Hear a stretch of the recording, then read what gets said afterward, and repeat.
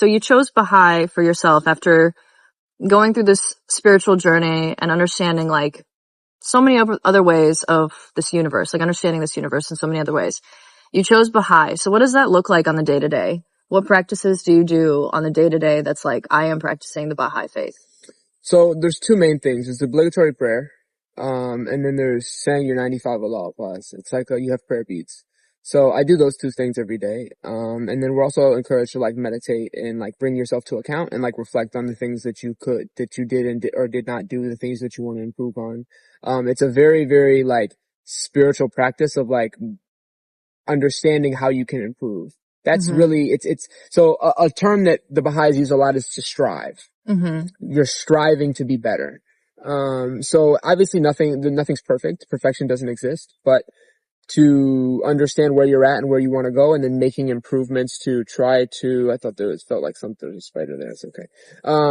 To make improvements to try to, at least get there and like do your best to embody that is what's important. I think everybody struggles. I mean, I struggle. For sure. I struggled with a lot of substances for a while, and even in the faith, like, you're not supposed to do any substances, no alcohol, no weed, no nothing. I'm into psychedelics. Me too. I love psychedelics. They're the best. They're great. I smoke weed every once in a while. There's a time where I used to smoke weed like every day. And then I realized like it's doing more harm than good. Yeah. I believe that weed is the most powerful psychedelic on the planet. Why?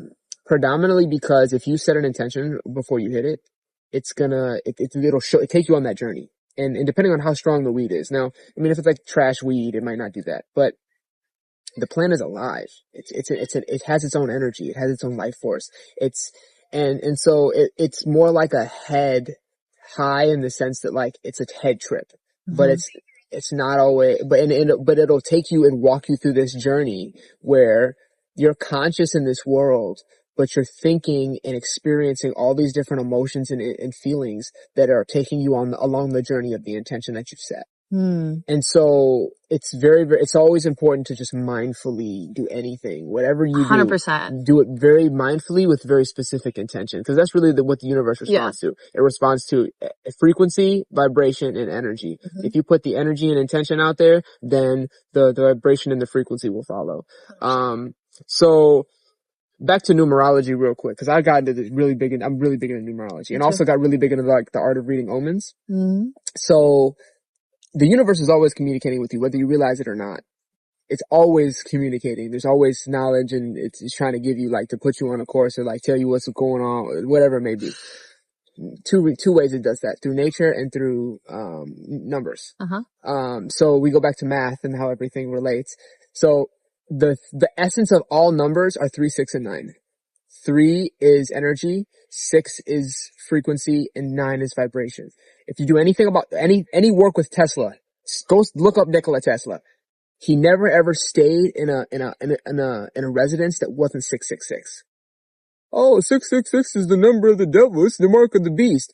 Yeah, I mean, to an extent, we're made of six neutrons, 6 electrons, 6 protons. So in that respect, sure, our molecular structure is 666. That is the mark of the beast. And anything that comes with physical incarnation comes with ego. It comes with desire. It comes with lust. It comes with what are these 7 deadly sins that people understand. But it's only if you give in to them. It's only if you allow these things to take a hold, and only if you embody and take on that energy. Because everything's transmutable. Alchemy is a twofold purpose. There were people that really could change like copper into gold, but it's from an esoteric perspective, it's the transmutation and an adaptation of negative and transforming it into positive. So you're redirecting the current of energy. And so it also goes, again, intention. So like, let's say, you go through a really, really like shitty breakup, right? It's like, okay, the average person would be like, oh my God, like my whole world's crumbling, like the sky is fucking falling and everything sucks and this person left me. But I'm sure you as an individual, if you went through that, what did I do wrong? What can I improve on? Why did this not work? this individual meant something to me and now they're not here. What's the opportunity for learning? You're now taking that negativity and transforming it into a positive, and then taking these skills and traits and qualities that you've developed over this period of time, and you're now moving on to the next step and doing whatever you need to do. Mm-hmm. That's what I would guess. That's what I would do. Uh-huh. And so as an individual that understands energy, I would guess that you would do something similar. But for me, I've reframed my way of moving through the world in the way that, like, no matter what happens to me, it's a positive. There's no way I can lose. Like, and weirdly enough, with that perspective, I call in more positive experiences than negative. So interestingly enough, like you mentioned a breakup, last summer I left my 12-year relationship. Oh, it's a long time. It's a long time. Wow. It's a long time. Shout out to you. Hey, brave move, for sure. So I could have crumbled. Sure. I could have let it kill me, or, you know, oh my God, my life is over. I'm, you know, going to be single in my 30s. Like, what am I going to do? Oh no. Yeah, quite the contrary. I became a nomad, and I ended up living out of my car for 2.5 months and traveled across the United States. I went to 10 different states. Really? Yeah. Went 10,000 miles, 10 different states. Went like on a whole, you know, monk's solitude journey. That's really neat. Came back and moved to Rogers Park, and like consistently this experience has only gotten better. You know what I mean? And for him too, like he needed us to separate for him to like do the necessary work that he needed to do. So it really is a matter of perception, and it's a choice every single time. You can let things that happen to you destroy you, and then you can sit in that like small space that you create for yourself. Like, I am now small. I'm letting these outside forces dictate who I am, how powerful I am, and what I can achieve. So I will be small here. Or you could do the opposite and you can just continue to expand. So I like to think of it as like a forest fire. I'm a triple fire. I'm going to cause a forest fire and just keep spreading, you know? And like, weirdly enough, that perception and that energy and that way of thinking about it, it's very powerful. And it's only given me more beautiful things and more beautiful experiences like this. So yeah. Indeed. Yeah. Thoughts create reality, and your beliefs about yourself create like how much you can achieve.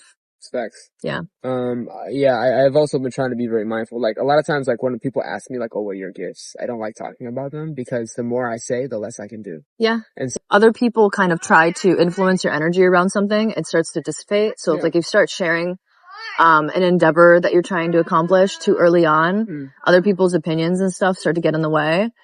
Similarly with like your gifts and stuff, like nobody's going to understand it the way that you understand it because you're the one doing it.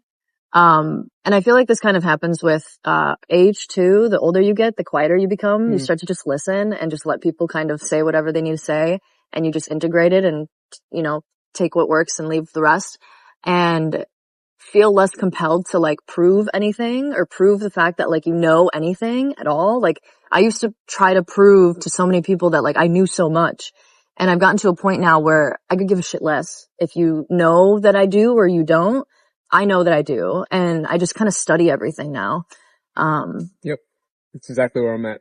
Yeah. Yeah, I hear you. Yeah. For sure. Yeah. It's better that way. I think I think my ego was like really high at one point in time, and I thought that I was the shit. Right. And I mean, like deep down, maybe that's true. And like, but we are the shit, but we don't need to prove to anybody. But we don't necessarily need to like outwardly project that. And so I think that just like learning about sociology and psychology, even then, it's like, I don't know. And people open up way more to you and ask you questions and like tell them way more about yourselves. You just sit back and listen. Yeah. You sit back and watch. Mm-hmm. I mean, people, I'll make comments every once in a while, like with my friends or my family, or like even at work, where they're like, you picked up on that? I'm like, yeah, I see everything.